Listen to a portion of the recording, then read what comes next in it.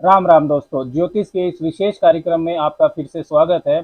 इस वीडियो में बात करेंगे मीन राशि वालों के लिए आने वाले एक विशेष समय काल की, जिसमें यदि आप अपनी योजनाओं को घरों की तरंगों के हिसाब से बनाकर चलते हैं, घरों की वाइब्रेशंस को समझ लेते हैं, तो ये पीरियड आपके लिए सफलता का सवर्ण काल साबित हो सकता है। भाग्य उदय जैसा ये समय आपके लिए बन सकता है, जो कि धन व कैरियर को लेकर आपकी स्टेबिलिटी को बढ़ा देगा। देखिए, ज्योतिष में इन किसी भी इंसान के लिए सफलता का स्वर्ण काल या भाग्य उदय का समय उसे कहते हैं जब कोई अति शुभ ग्रह जो कि आपकी कुंडली में भी शुभ स्थिति में हो, वो ग्रह अपनी महादशा या अंतरदशा में लंबी अवधि तक रहे, या गोचर में कम से कम दो या दो से ज्यादा ग्रह शुभ स्थिति में रहें लंबी अवधि तक। तो मीन राशि वालों के लिए भी नवंबर 2023 से लेकर जून 2024 तक के बीच के 8 महीनों में गोचर में घरों के व्यापक परिवर्तन हो रहे हैं, जिनकी तरंगों को यदि आप समझ लेते हैं, उनके प्रभाव के अनुसार अपने व्यवहार को ढाल लेते हैं, तो ये समय आपके लिए सफलता का स्वर्ण काल साबित हो सकता है। आपकी सारी इच्छाएं और आकांक्षाओं को पूरा कर सकता है। आप अपनी योजनाओं को पूरा कर पाएंगे। इस अवधि में जो भी आप महत्वपूर्ण निर्णय लेंगे वो सही साबित होंगे। गोचर में जो भी ग्रह लंबी अवधि तक एक ही राशि में भ्रमण करते हैं, जैसे बृहस्पति, शनि, राहु, केतु, उनका महत्व सबसे ज़्यादा होता है, क्योंकि आपके जीवन के जो भी विभिन्न क्षेत्र हैं, जो भी महत्वपूर्ण निर्णय हैं, जैसे व्यापार में स्थायित्व लाना, विवाह की प्लानिंग करना, संतान प्राप्ति की इच्छा रखना, कैरियर या शिक्षा में विजन सेट करना, इन सब योजनाओं को पूरा करने में समय लगता है, योजना बनाकर चलना पड़ता है।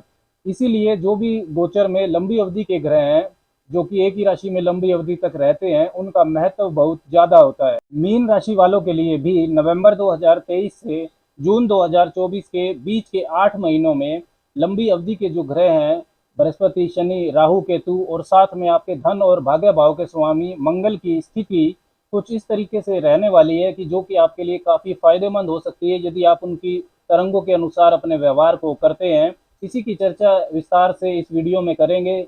जन्म राशि, चंद्र राशि पर यह वीडियो आधारित है। आप अपनी लगन की राशि से भी इसको देख सकते हैं। अगर आपको राशि या लगन नहीं पता है तो आप अपनी नाम की राशि से भी इस वीडियो को समझ सकते हैं।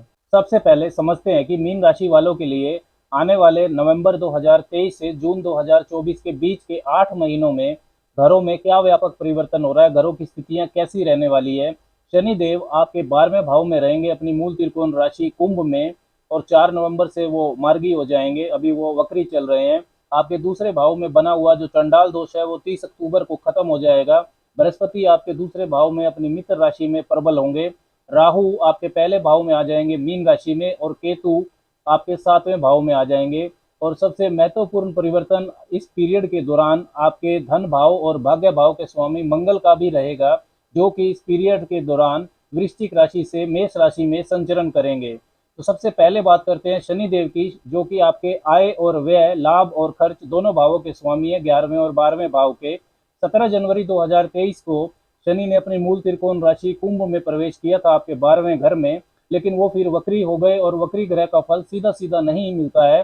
4 नवंबर से वो मार्गी होने जा रहे हैं, और फिर लगातार लगभग 8 महीनों के लिए 30 जून 2024 तक वो मार्गी गति से ही संचरण करेंगे। 30 जून 2024 को वो फिर से वक्री होंगे।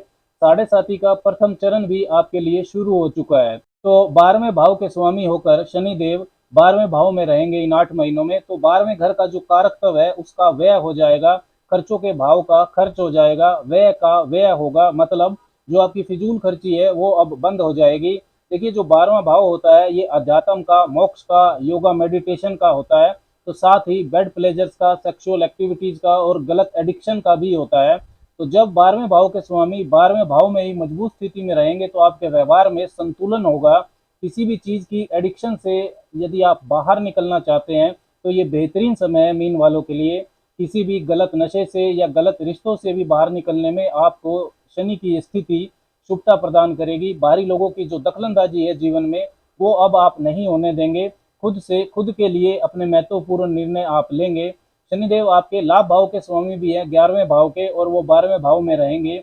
यदि आपकी इनकम विदेशी कार्यों से जुड़ी है, तो जैसे इंपोर्ट एक्सपोर्ट का काम करते हैं, टूर एंड ट्रेवल का काम करते हैं, या आप फिर योगा मेडिटेशन से जुड़े हुए हैं, किसी भी हॉस्पिटल, जेल या लेबोरेटरी में आप काम करते हैं, मतलब 12वें भाव के कारकताओं का यदि आप काम करते हैं तो आपका लाभ निश्चित तौर पर बढ़ने वाला है इस पीरियड के दौरान। फॉरेन कनेक्टिविटी और नेटवर्किंग आपकी अच्छी हो जाएगी। वीजा या पीआर की अगर कोई समस्या चल रही है तो वो बहुत संभावना है कि वो हल हो जाएगी इस पीरियड के दौरान।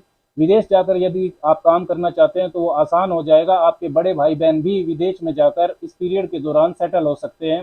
फिजूल के वाद विवादों से आप दूर रहेंगे। इन्वेस्टमेंट्स, विशेषकर जो फिक्स्ड इन्वेस्टमेंट्स हैं जैसे कि फिक्स डिपॉजिट लेना, गोल्ड या प्रॉपर्टी खरीदना, इन मामलों में आपके लिए शुभता बढ़ जाएगी और इस पीरियड में आपको अपना पैसा इन्हीं चीज़ों पर ज़्यादा खर्च भी करना चाहिए। राशि स्वामी आपके बृहस्पति धन भाव में मजबूत राशि में मित्र राशि में रहने वाले हैं। प्रथम चरण की 7.5 आपको चल रही है, मतलब आपके जन्म के चंद्रमा से 12वें घर में शनि गोचर कर रहे हैं। शनि देव धीरे धीरे आपके जन्म के चंद्रमा की तरफ बढ़ रहे हैं, तो मेंटल प्रेशर तो ये स्थिति, ये गोचर आपका बढ़ाएगा। देखिए, चंद्रमा मन है तथा Shani Dev consistent hard work, अनुशासन और वास्तविकता के कारक हैं, तो 7.5 में ऐसी जिम्मेदारियां, एक्स्ट्रा रिस्पॉन्सिबिलिटीज आपको मिलेंगी जिससे मानसिक तनाव आपका बढ़ेगा। दूसरा, आपके जन्म के चंद्रमा के ऊपर से पहले भाव में 30 अक्टूबर के बाद राहु गोचर करेंगे। राहु भ्रम के कारक हैं, तो गोचर फल ये बताता है कि मीन राशि वालों के लिए परीक्षा तो प्रकृति लेगी इस आने वाले समय में, ये सच्चाई है। लेकिन आपके राशि के स्वामी बृहस्पति मजबूत रहेंगे मेष राशि में, तो इनका सामना करने की हिम्मत भी आपके पास होगी। यदि आपकी कुंडली में शनि देव नीच के हैं, लगन कुंडली में पीड़ित हैं, शत्रु राशि में है, तो ये गोचर 7.5 का प्रथम चरण आपको स्वास्थ्य समस्या, पैरों में दर्द, थकान, तकलीफ, निजी रिश्तों में चुनौतियों का बढ़ना, गलत संगति में पड़ना, गलत कार्यों में शामिल हो जाना, ये सब प्रभाव आपको दे सकता है। दूसरा महत्वपूर्ण जो बदलाव है ग्रहों का, वो आपके दूसरे भाव में हो रहा है। 30 अक्टूबर को दूसरे भाव में जो चंडाल दोष आपके चल रहा था वो भंग हो जाएगा। राहु दूसरे भाव से निकलकर पहले भाव में आ जाएंगे। आपके पहले और 10वें भाव के स्वामी बृहस्पति दूसरे भाव में मित्र राशि में प्रबल हो जाएंगे। बृहस्पति ने अप्रैल 2023 को ही मेष राशि में प्रवेश किया था, लेकिन वहां पर राहु पहले से चल रहे थे, तो चंडाल दोष का निर्माण हो गया। इस चंडाल दोष के कारण धन की बचत आपकी खराब हुई, पारिवारिक वाद विवाद आपके बढ़े, कैरियर से संबंधित जो आपने महत्वपूर्ण निर्णय लिए वो गलत साबित हुए, मेहनत का फल आपको नहीं मिला। लेकिन 30 अक्टूबर के बाद ये परेशानियां धीरे धीरे आपकी दूर हो जाएंगी, क्योंकि बृहस्पति जो 10वें भाव के स्वामी है उनकी दूसरे भाव में स्थिति, ये 10वें भाव से पंचम है, अपने से त्रिकोण स्थिति है। Second house is 5th from 10th, और बृहस्पति की जो नवम सवग्रही दृष्टि है वो भी अपने 10वें भाव पर जाएगी।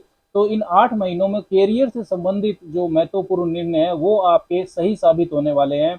देखिए, शनि जो है वो आय भाव के स्वामी भी हैं, लाभ भाव के स्वामी 11वें भाव के, तो उनकी जो तीसरी दृष्टि है वो धन भाव पर रहेगी, और उनकी जो 10वीं दृष्टि है वो आपके भाग्य भाव पर रहेगी। तो धन को बढ़ाने वाला प्रभाव भी शनि की दृष्टियां आपको देंगी, क्योंकि ज्योतिष में दूसरे, 5वें, 9वें और 11वें भाव के स्वामियों के बीच किसी भी तरह का संबंध धन योग की तरह देखा जाता है। पहले भाव के स्वामी होकर बृहस्पति दूसरे भाव में रहेंगे, तो मनी माइंडेड आपको ये प्रभाव बनाने वाला है। धन की बचत करना आपकी प्राथमिकता होगी। धन के मामलों में आप स्वार्थी होंगे, जो कि अच्छी बात है। जनरली मीन राशि वालों का जो एटीट्यूड होता है वो गिविंग एटीट्यूड होता है, सेवा भाव वाला, दान धर्म करने वाला। लेकिन दूसरे भाव में बृहस्पति वेल्थ एकमुलेशन, धन की बचत के लिए भी आपको प्रेरणा देंगे। पारिवारिक व्यवसाय या फैमिली बिजनेस से यदि आप जुड़े हुए हैं तो बृहस्पति का प्रभाव आपको शुभता देगा, या आप फैमिली बिजनेस से जुड़ना चाहते हैं तो इस समय में जुड़ सकते हैं।